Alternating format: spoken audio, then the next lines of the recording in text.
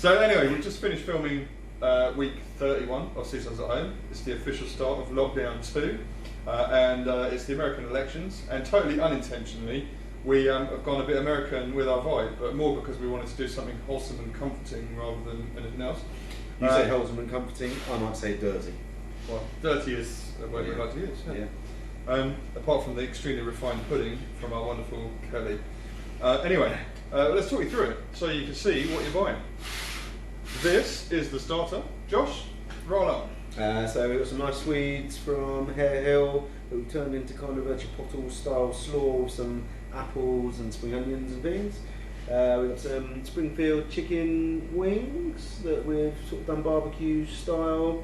We've got some lovely herbs from the Shropshire Micro Farm, and we have a piece of squash underneath that has been sort of marinated in Mexican chili spices, so it's kind of a deep south Mexican kind of barbecue feel to that one, which is very nice.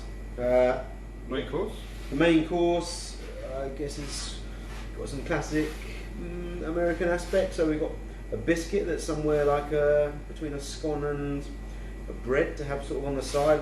Some really nice mac and cheese that's got some delicious cheese in it. What cheese do we use? So we used used Quick's cheddar and Pearl Lass from Coors Canal. Yeah, both amazing cheeses. In there, with some sort of collard greens with bits of bacon going through it, and the most important thing is obviously the beef brisket that we are getting from Strawberry Fields Farm, that we've done in a really nice smoky rub and then slow cooked, and that's feeling pretty banging. And then made a gravy from all the dripping from that. So it's going to be finished on the barbecue, the brisket, so it's going to have a real nice smoky vibe going on. Cool. So that's that.